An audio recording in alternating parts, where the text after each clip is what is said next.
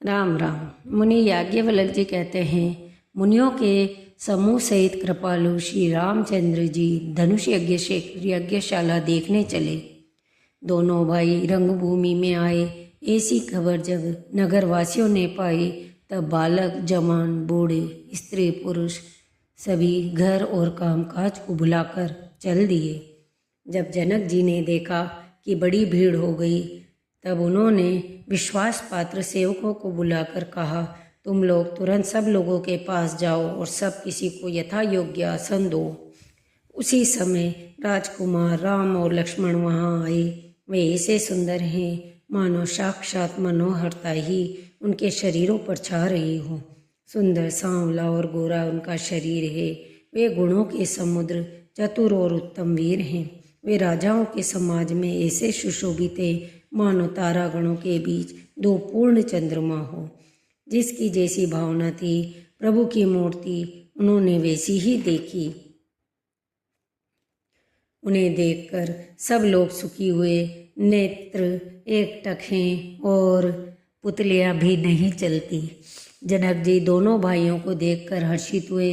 तब उन्होंने जाकर मुनि के चरण कमल पकड़ लिए, विनती करके अपनी कथा सुनाई और मुनि को सारी यज्ञशाला दिखलाई। दोनों श्रेष्ठ राजकुमार जहाँ तहाँ जाते वहाँ सब कोई आश्चर्यचकित हो देखने लगते। सब मंचों से एक मंच अधिक सुंदर, उज्ज्वल और विशाल था। स्यों राजा ने मुनि सहित दोनों भाइयों को उस पर बैठाया। प्रभु को देखकर सब राजा हृदय में ऐसे हार गए जैसे पूर्ण चंद्रमा की उदय होने पर तारे प्रकाशहीन हो जाते हैं। उनके तेज को देखकर सबके मन में ऐसा विश्वास हो गया कि श्री रामचंद्र जी ही धनुष को तोड़ेंगे, इसमें संदेह नहीं है। तब सुअवसर जानकर जनक जी ने सीता जी को बुला भेजा। सब चतुर सखियां उनको आदरपूर्वक लिवा चली। सयानी सखियां सीता जी को साथ लेकर मनोहर वाणी से गीत गाती हुई चली। सीता जी के शरीर पर नवल सुंदर साड़ी सुशोभित है। जगत जननी की महान छवि अतुलनीय है। देवताओं ने हर्षित होकर नगाड़े बजाए, पुष्प बरसाए, अप्सराएं गाने लगी। सीता जी के कर कमलों में जयमाला सुशोभित है। सब राजा चकित होकर अचानक उनकी ओर देखने लगे। सीता जी चकित चित्त से श्री राम जी को देखने लगी। तब सब लोग मोह के वश हो गए। सीता जी ने मुनि के पास बैठे हुए दोनों भाइयों को देखा तो उनके नेत्र अपना खजाना पाकर ललचाकर वहीं श्री राम जी में जा लगे। परंतु गुरुजनों की लाज से तथा बहुत बड़ी समाज को देखकर सीता जी सकुचा गई। वे श्री रामचंद्र जी को हृदय में लाकर सखियों की ओर देखने लगी। तब राजा जनक ने बंदी जनों को बुलाया। वे विरदावली गाते हुए चले। राजा ने कहा, जाकर मेरा प्रण सबसे कहो। भाटों ने श्रेष्ठ वचन कहे कि सुनिए, हम अपनी भुजा उठाकर जनक जी का विशाल प्रण कहते हैं। शिव जी के कठोर धनुष को जो आज इस राजसभा में जो तोड़ेगा, तीनों लोकों की विजय के साथ ही उसको जानकी जी बिना किसी विचार के हठपूर्वक वरण करेंगी। प्रण सुनकर सब राजा ललचा उठे। जो वीरता के अभिमानी थे वे मन में बहुत ही तमतमाए, कमर कसकर उकलाकर उठे और अपने इष्ट देवों को सिर नवाकर चले। वे बड़े तमक कर शिव जी के धनुष की ओर देखते, फिर निगाह जमाकर उसे पकड़ते, करोड़ों भांति से जोड़ लगाते, पर वह उठता ही नहीं। जिन राजाओं के मन में कुछ विवेक है वे धनुष के पास भी नहीं जाते। वे मूर्ख राजा किटकिटाकर धनुष को पकड़ते, परंतु जब नहीं उठता तो लजाकर चले जाते। मानो वीरों की भुजाओं का बल पाकर वह धनुष अधिक से अधिक भारी होता जा रहा है। तब 10,000 राजा एक ही बार में धनुष को उठाने लगे तो भी उनके टाले नहीं टलता। राजा लोग हृदय से हार कर श्रीहीन हो गए और अपने अपने समाज में जा बैठे। राजाओं को असफल देखकर जनक जी अकुला उठे और ऐसे वचन बोले जो मानो क्रोध से सने हुए थे। मैंने जो प्रण ठाना था उसे सुनकर द्वीप द्वीप के अनेकों राजा आए। देवता और दैत्य भी मनुष्य का शरीर धारण करके आए। तथा और भी बहुत से रणधीर वीर आए, परंतु धनुष को तोड़कर मनोहर कन्या बड़ी विजय और अत्यंत सुंदर कीर्ति को पाने वाला मानो ब्रह्मा ने किसी को रचा ही नहीं।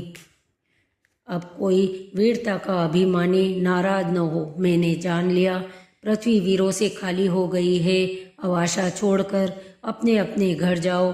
ब्रह्मा ने सीता का विवाह लिखा ही नहीं। जनक जी के वचन सुनकर सभी स्त्री पुरुष जानकी जी की ओर देखकर दुखी हुए, परंतु लक्ष्मण जी तमतमा उठे। उनकी भौहें टेढ़ी हो गई, ओठ फड़फड़ाने लगे और नेत्र क्रोध से लाल हो गए। श्री रघुवीर जी के डर से कुछ कह तो सकते नहीं, पर जनक के वचन उन्हें बाण से लगे। तब श्री रामचंद्र जी के चरण कमलों में सिर नवाकर वे बोले, रघुवंशों में कोई भी जहाँ होता है उस समाज में ऐसे वचन कोई नहीं कहता जैसे अनुचित वचन रघुकुल शिरोमणि श्री राम जी को उपस्थित जानते हुए भी जनक जी ने कहे।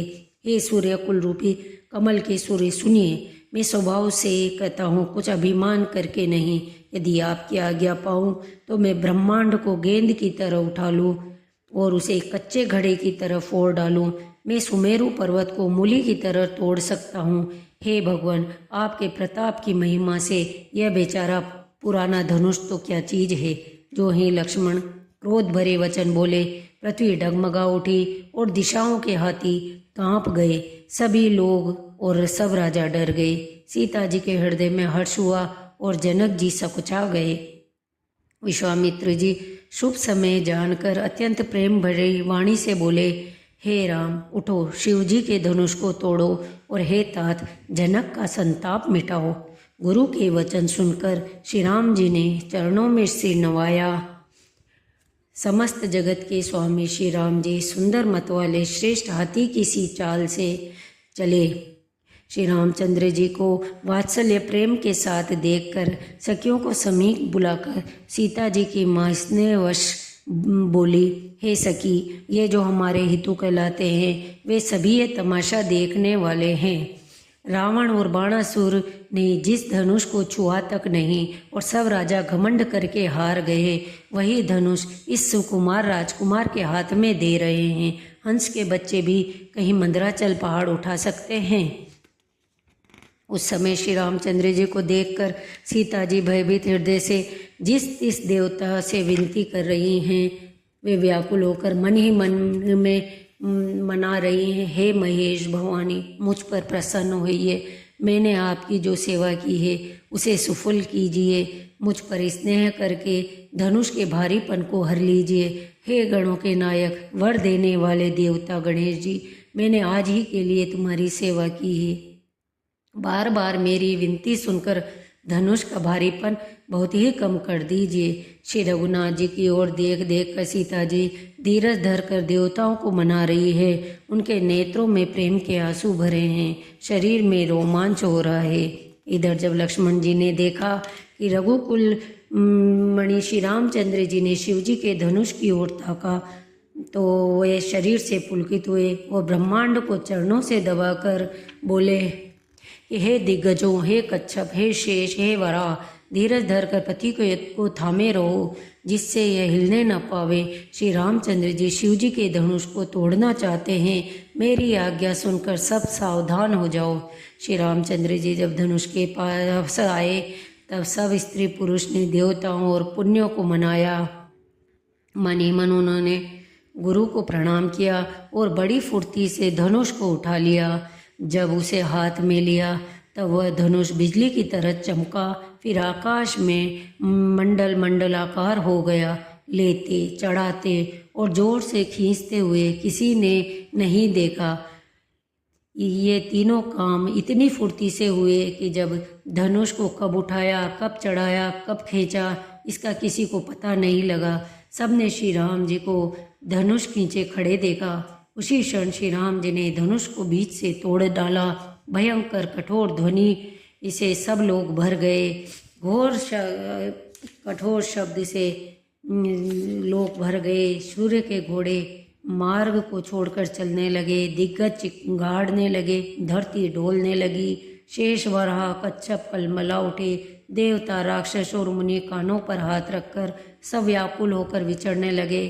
तुलसीदास जी कहते हैं, जब सबको निश्चय हो गया कि श्री राम जी ने धनुष को तोड़ डाला, तब सब श्री रामचंद्र जी की जयकार बोलने लगे। तब शतानंद जी ने आज्ञा दी और सीता जी ने श्री राम जी के पास गमन किया।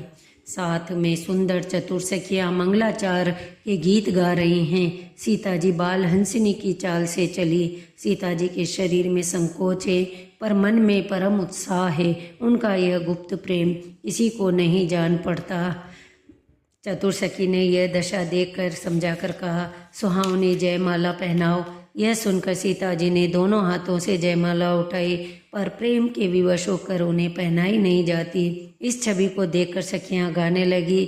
तब सीता जी ने श्री राम जी के गले में जयमाला पहना दी। श्री राम जी के हृदय पर जयमाला देखकर देवता फूल बरसाने लगे। नगर और आकाश में बाजे बजने लगे। पृथ्वी, पाताल, स्वर्ग तीनों लोकों में यश फैल गया कि श्री रामचंद्र जी ने धनुष तोड़ दिया और सीता जी का वरण कर लिया। बोलिए श्री रामचंद्र भगवान की जय। पवन सुत हनुमान की जय। उमापति महादेव की जय। धन्यवाद। इसके आगे की कथा अगले अंक में।